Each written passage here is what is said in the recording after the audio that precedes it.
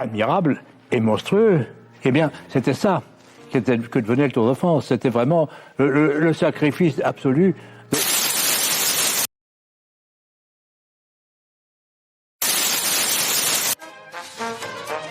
3 ans plus tard, Silver assied sa victoire dans l'Izoard et bat le record de la moyenne horaire du Tour, 31 km 980.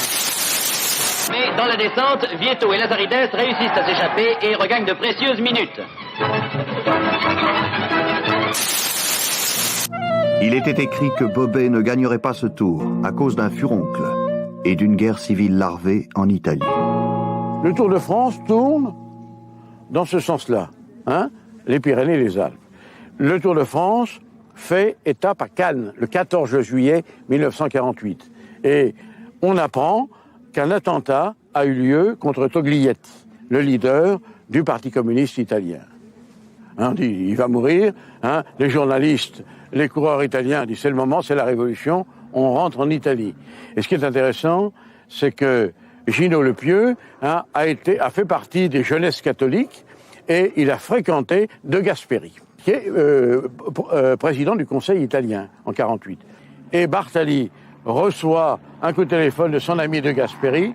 Lui mi ha chiamato e mi ha detto, Mangino, a domani puoi fare qualche cosa. A domani vinco io perché li ho staccati tutti, ho detto tranquillo, non mi vedo neanche di più un quarto d'ora. Senti, se lo puoi fare, fallo perché qui c'è una grande confusione. Ciao. Seul un homme y parviendra, Gino Bartali, le revenant, 10 ans exactement après sa victoire mémorable de 1930. Un'autentica forza della natura. Nessuno lo sa, nessuno se ne rende conto, ma Carrea è come una miccia lunga una cinquantina di chilometri e la miccia è accesa. La bomba scoppia ai piedi della Maddalena. Fausto sente la catena che non scorre, che non canta. Dice a Carrea o di alleanza o di complicità. Ma Coppi è già lì, li raggiunge, li affianca, li supera, li stacca. Va su con il suo passo, ma è un passo che nessuno riesce a tenere, che nessuno riesce neanche a immaginare di tenere. Nella poltiglia della Maddalena, un calvario in terra battuta e infangata, Coppi va come una moto, vola. Pierre Chani, giornalista dell'Equipe, racconta.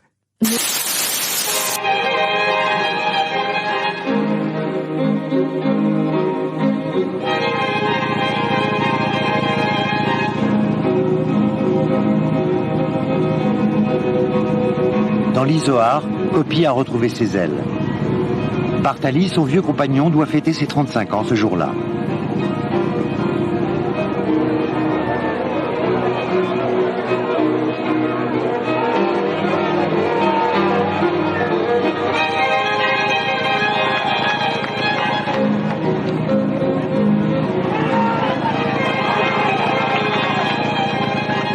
Après avoir lâché tout le monde à plus d'un quart d'heure, Fausto, grand seigneur, offre à Gino un superbe cadeau d'anniversaire. Son dernier... Bobet a un lieutenant, Raphaël Geminiani, le grand fusil. Mais il doit affronter Robic, un breton comme lui, plus dur, plus agressif, plus insolent. Coppi est toujours en tête dans les derniers lacets de l'Izoard. Il accélère l'allure car il craint d'être rejoint par Coblet.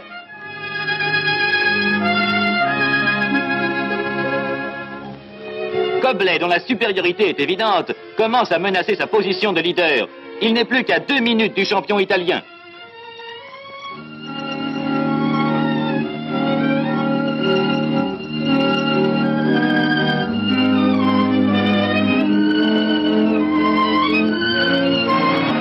Pourtant, le sommet du col approche. Coppi maintient son allure.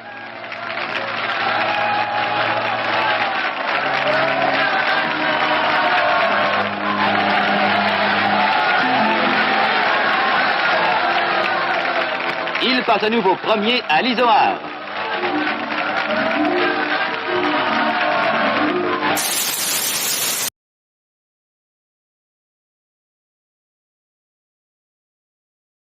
Bobet en tegen de onbewogen berg.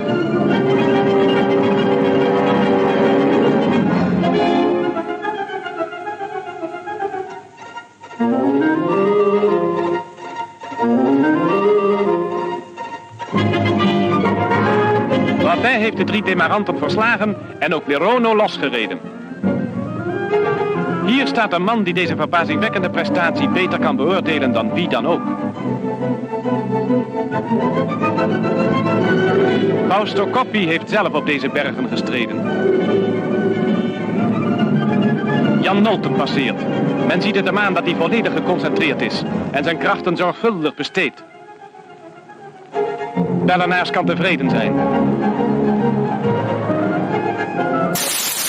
La ribalta sulle prime rampe della durissima salita, lanciati all'inseguimento di un audace che è partito da solo alla conquista del leggendario colle. È Valentin Huot, il quale si accinge a ripetere le prodezze dei Pirenei e contro il quale vanamente si accanisce il plutoncino degli 8. In questo tratto l'Isoar si presenta in tutta la sua cruda ed ossessionante realtà. Rimasto quella che era una volta, quando gli uomini che sapevano soggiogare alla propria volontà si chiamavano Bottecchia, Tueba, Bartali, Coppi. Non c'è un filo d'ombra, non una goccia d'acqua. Tra le rocce corrose dal tempo, in uno scenario da inferno dantesco, i corridori sono soli in un drammatico dialogo con la montagna. Intanto il piccolo Huot macina coscienziosamente i chilometri, senza però riuscire ad aumentare il suo vantaggio per poter sperare in una galoppata solitaria sino a Torino. Alle sue spalle si è formato un plutoncino comprendente tutti gli uomini da classifica, che progredisce lentamente ma sicuramente grazie agli sforzi combinati di tutti i suoi componenti. In vetta all'Isoar, che con i suoi 2360 metri costituisce il tetto del Tour, passano nella scia di Huot da Monte Sedocker, quindi da questo tratto l'Isoar si presenta in tutta la sua cruda ed ossessionante realtà.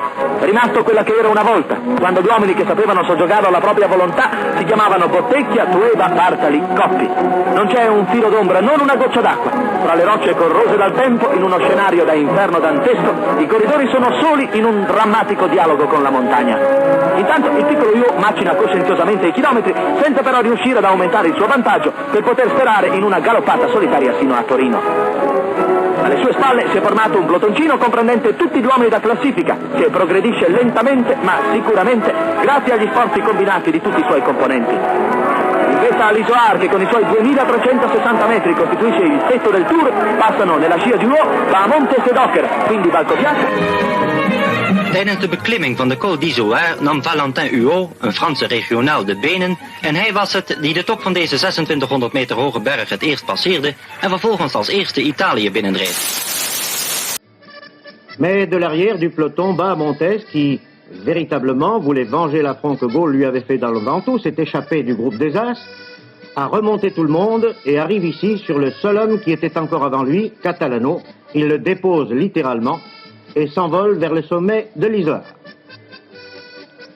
où il passe en vainqueur avec 34 secondes d'avance sur l'Italien Catalano.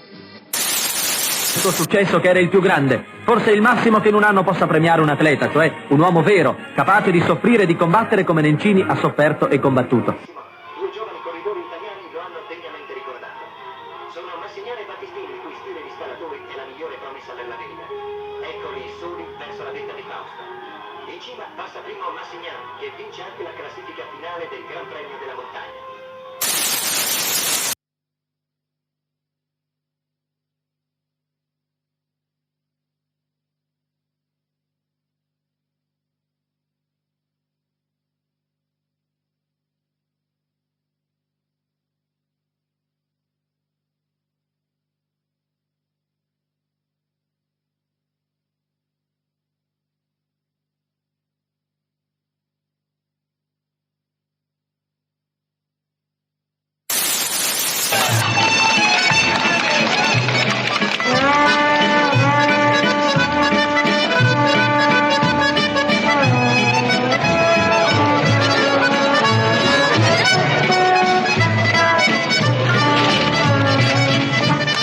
Que dans le Tour de France, la poussette ne joue pas un grand rôle. Hein. On pousse les derniers dans le Tour de France, mais pour les 15 premiers, la course est parfaitement régulière. Ils ne sont jamais poussés.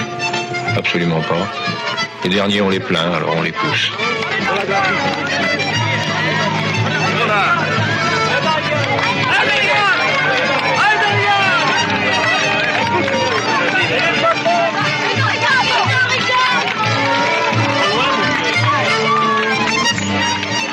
Et des spectateurs qui terminent plus fatigués que les coureurs.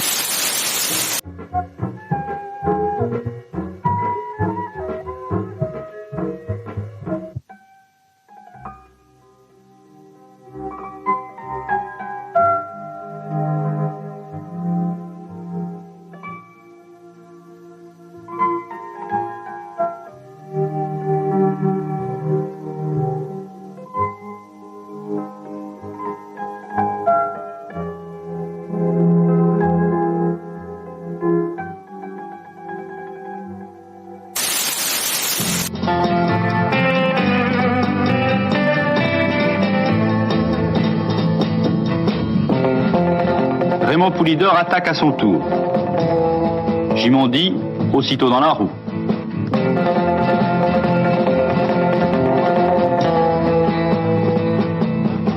D'ores et déjà, on peut penser que cette étape ne donnera rien.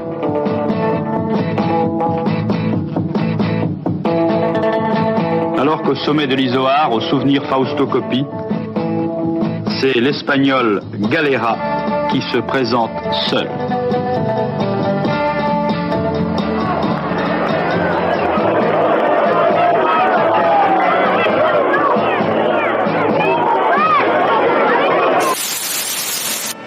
Et c'est l'escalade du dernier col, redoutable montagne, l'Izoard se présente.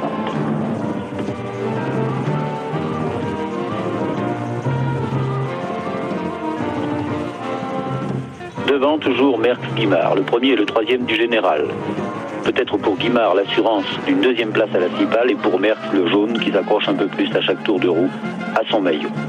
À 9 km du sommet, Merckx lâche Guimard. Sans démarrer d'ailleurs. Vous allez le voir. Il le lâche au train. Il ne peut aider le Nantais, ni même l'attendre. La meute des poursuivants se rapproche. 1:20, Merckx est renseigné et il veut arriver seul à Briançon.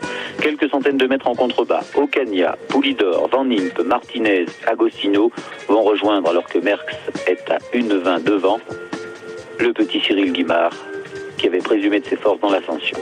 Merckx impérial mais non souverain aujourd'hui, Ocaña dans l'Izoard lui reprendra en effet 30 secondes. 1:35, c'est l'écart entre Merckx ici au ralenti, c'est un paradoxe, et l'Espagnol qui est revenu de loin et qui va le talonner à 1:05. Regardez les gouttes de sueur qui tombent sur la route. Merckx entraîne un petit développement qu'il relance en se mettant en danseuse. La case déserte, la descente de l'Izoard est effectuée à 70 à l'heure et les deux Espagnols n'ont pas un regard pour ce spectacle unique. Thévenet et Martinez sont à plus de 4 minutes. C'est fini, ils ne reverront jamais le duo ibérique et pourtant les deux Français ont tout fait pour revenir. Mais les Espagnols étaient aujourd'hui les rois de la montagne. L'équipe avait titré Thévenet a pris la Bastille. C'est vrai que c'était une Bastille, mais encore fallait-il pouvoir soutenir le siège pendant un moment. Au départ, il y avait Louison Bobet qui était là.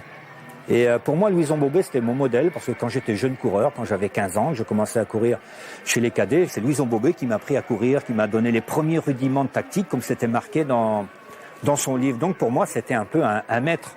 Et il est venu me voir au départ de l'étape, il m'a dit, tu sais, pour être un grand coureur, il faut passer en haut de l'Izoard, tout seul, avec le maillot jaune sur le dos. Il m'a dit, t'as déjà fait la moitié, t'as le maillot jaune sur le dos, maintenant, il faut passer en tête. Ça m'a donné une motivation supplémentaire. Et quand je suis passé en haut de l'Izoard, c'est vrai que j'ai pensé à lui. Ici dans l'Izoard, tous les grands sont encore au coude à coude. Bernard Thévenet n'a pas encore perdu le Tour de France. Bourdoisan-Montgenèvre, 166 km, ce n'était pas le Galibier mais bien l'Izoard. Et ensuite la folle descente après votre démarrage, Lucien Van Impe, au sommet pour essayer de marquer des points et puis de tester peut-être vos adversaires. Alors que vous précédez ici au sommet Joop Zoetemelk. 3e Galdos, 4e Thévenet, 5e Poulidor, 6e Baron Kelly, 7e Delille Lopez Cari. Finally, everything Greg LeMond has promised is coming true. The American who made Europe smile when he said he could win the Tour de France now has the last lap.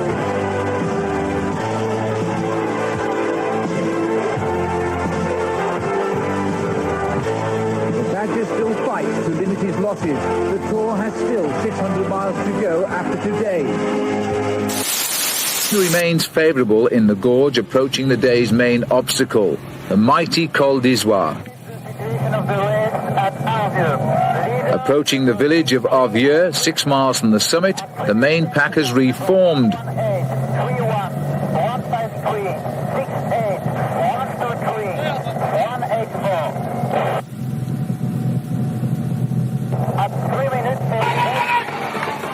The huge crowds always flock to see the action on the Izoard, which has seen some legendary battles in previous tours. It's the mountain where two past champions are remembered, Fausto Coppi and Lewis and Bobet. Only Le Monde, Motte and Turnissa have caught up with Delgado.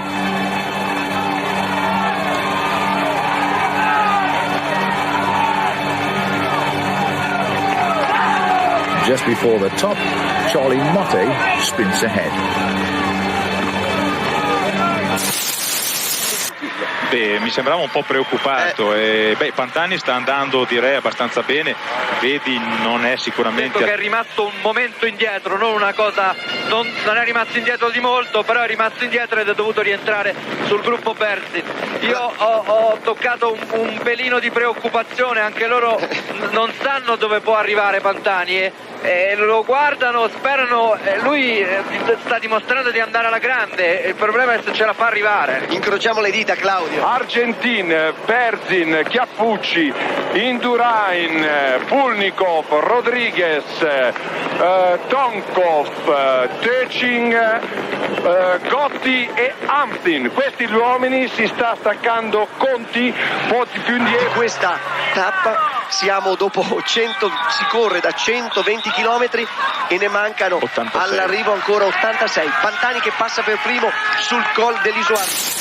Importante, vedete davanti Richard che è andato a riprendere in Boden che pagherà il rischio che ha voluto correre, non ha voluto rimanere con quel quartetto formato da Massi, Cacaito Rodriguez, Gotti e Belli, ha voluto tentare la sorte da solo, ha frapposto tra sé e i suoi seguitori un vantaggio di 2 minuti ai piedi della salita che portava verso l'Isoar, ma come le pendenze via via si sono progressivamente aumentate sotto le sue ruote, ecco che l'andatura ha cominciato a decrescere, così come il suo vantaggio. Qualche metro, ma potrà rientrare in discesa. E guarda che immagine, il pubblico, la maggior parte di questo pubblico è naturalmente formata da tifosi italiani pronti ad applaudire un corridore straniero come Pascal Richard. Sono qui per vivere una grande giornata di sport e lo stanno facendo con grande correttezza e con grande sportività. E guardate che colpo d'occhio straordinario. Guardate, si chiudono e si aprono per consentire il passaggio di Pascal Richard. Questo è il pubblico del grande ciclismo. D'altra parte diciamo che il tifo non ha frontiere, qui sono tutti sportivi. Tra l'altro Richard corre per una squadra italiana, è da tanti anni che corre in Italia, quindi praticamente è un corridore quasi italiano, è conosciutissimo, ha vinto tantissimo, quindi tanti applausi meritati per lui. Ed è un'immagine che deve veramente far pensare i tifosi di altri sport che non riescono veramente ad andare d'accordo se non ci sono forze dell'ordine pronti a dividerlo. Ma adesso vediamo il passaggio. Qui se trouve en difficulté, regardez-le, en dernière position, il faut qu'il s'accroche, Laurent. Il est en difficulté à la suite de ce travail extraordinaire imposé par Miguel Indurain. Peut-être le tournant de cette étape sous vos yeux en ce moment. Laurent Jalabert avec le maillot jaune de leader du classement général, mais seulement 3 secondes d'avance à ce classement général. Laurent Jalabert qui a fait beaucoup d'efforts depuis le début de ce Dauphiné libéré. Finale du Dauphiné qui est en train de se jouer, et c'est également la perspective du Tour de France qui est en train de se jouer là maintenant sous vos yeux. Miguel Indurain, Fernando Escartin, Luc Leblanc, Richard Virenque, telle est donc la composition de ce groupe de 4 coureurs. Le classement général. Miguel Indurain, regardez-le, splendide.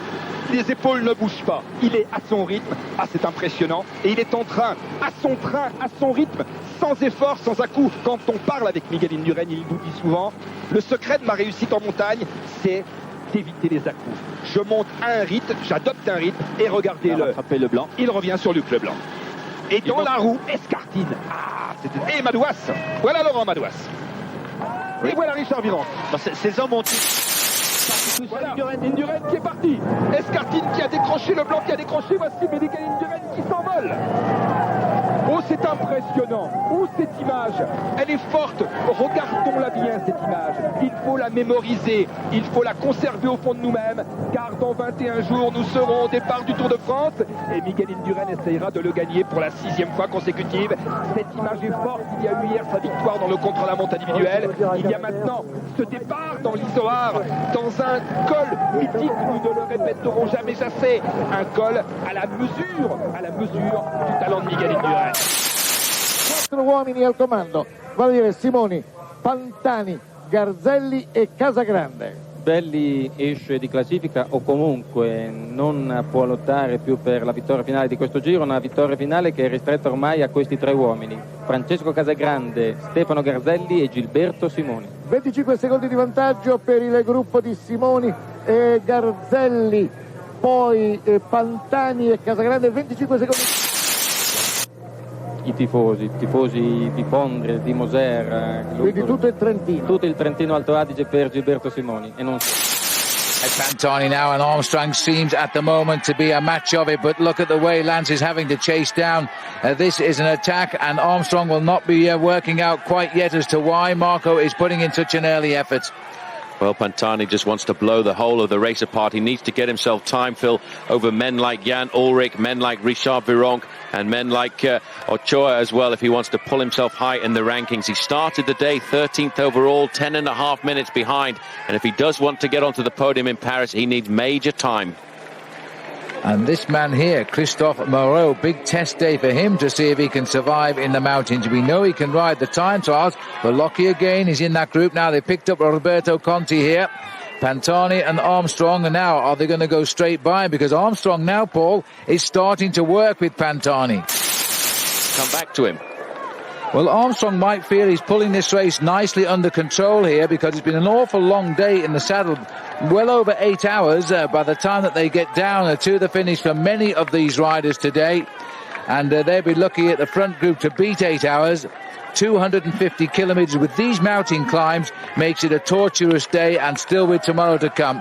Well, Fernando Escartin has recovered too. He was dropped on the earlier slopes of this climb, and he too now has pulled himself in. Been a professional for many years. He turned professional back in 1990, and he's ridden for some of the top teams, and in fact he's really returning to a top team here by being brought into Team Coast, and in the past he was a teammate of Jorg Yachts on the Once squad.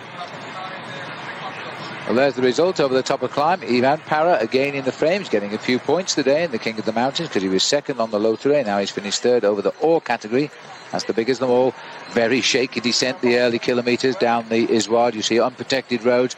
What riders who are behind the peloton will take risks here to bridge the gap, and you've got to be very, very careful, because one of the big problems, Paul, when you start descending quickly, you brake hard, your rims get very hot. City of Briançon. And Briançon is, by the way, the highest city in Europe. It used to be a major garrison city. He's going to get himself maximum points as he goes over the summit of this outside categorized climb, and then he will face up to the very fast descent. 52 mètres d'écart entre le vainqueur de l'étape Manchoff et Moreau. You just cannot close it down. Well, although his face doesn't say it, this rider is feeling pretty good today, De Luca, and this is a big coup for him, because once over the top, it's 20 kilometres to the finish, and if they've got anything like a lead, they're over the top here. And there goes an attack by De Luca. Well, he's looking for points in the King of the Mountains, and who's to stop him? He's caught Simoni off guard. Well, that's a great acceleration, because really Gilberto Simoni is the big man when it comes to accelerating on the slopes of a climb like this. He may well have taken this psychological moment, put on the race. Il avait fait d'ailleurs, il a réalisé l'exploit d'être remonté aussi loin. Accélération d'Andy Schleck. Pardon Nicolas, on revient vers vous. Ce que l'on avait pressenti, c'est l'accélération d'Andy Schleck, alors qu'on est encore à peine à la moitié de l'Izoard. Le petit coup de sifflet, c'était pour dire je vais y aller, on va l'interpréter de cette façon, et très grosse attaque. Dans le peloton, c'est Warren Barguil qui lance la première banderille avec Contador qui lui emboîte le pas. Dans l'équipe Sky, Mikel Landa a un bon de sortie pour jouer peut-être la victoire d'étape. Uran et Bardet, sous la menace de l'Espagnol au général, doivent prendre la poursuite en main. À l'avant, Warren Barguil reprend tous les échappés un à un pour aller s'offrir la plus prestigieuse des victoires au sommet de l'Izoard. Derrière, ils sont 4 pour le général à s'écharper. Romain Bardet place une dernière accélération pour prendre les bonifications au sommet devant Uran et lui reprendre la deuxième place du général. Dans l'Izoard, le début de la grande bagarre a bien lieu. Ce sont les Movistar qui ont mis Quintana à l'avant, qui lancent les hostilités. Le peloton des favoris explose. À l'avant, Adam Yates, Bardet, Quintana, Woods, les meilleurs grimpeurs de ce groupe filent vers les sommets. Julien Bernard, lui, est seul devant. Le coureur de la Trek Segafredo est finalement repris sur la ligne par Caruso et Bardet.